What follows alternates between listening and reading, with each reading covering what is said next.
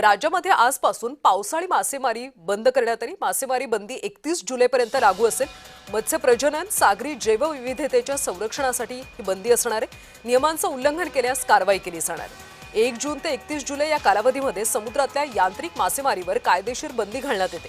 पावसाळ्यामध्ये माशांचा प्रजननाचा काळ असतो। या काळामध्ये लहान मासे आणि अंडी नष्ट होऊ नयेत, तसंच सागरी जैवविविधतेचं रक्षण व्हावं म्हणून या काळामध्ये 61 दिवस मासेमारी बंद असते।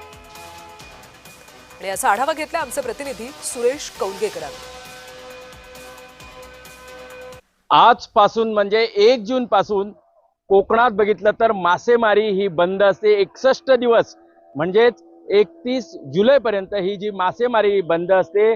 आता बघितलं तर मी वेंगुर्ले येथील या किनारी आहे आणि बघितलं तर या मांडवी खाडीकडे आता ह्या ज्या होड्या आहेत त्या मांडवी खाडीत सुरक्षित ठिकाणी या अशा ठेवलेल्या पाहायला मिळत आहेत।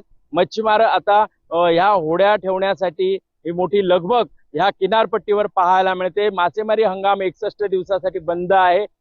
या कालावधीत मच्छीमार बांधव आहेत ते आपल्या होड्या सुरक्षित अशा पद्धतीने साकारून ठेवतात आणि त्याचबरोबर होडींची आणि जाळ्यांची डागडुजी केली जाते।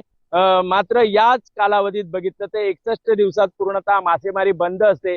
मात्र या मच्छीमार बांधवांना येथील ही जी खाडी आहे या खाडीचा आधार घ्यावा लागतो आणि यातून मासेमारी करून ते आपला 3 महिने उदरनिर्वाह करतात। सुरेश कौलगेकर, जय महाराष्ट्र, वेंगुर्ले, सिंधुदुर्ग।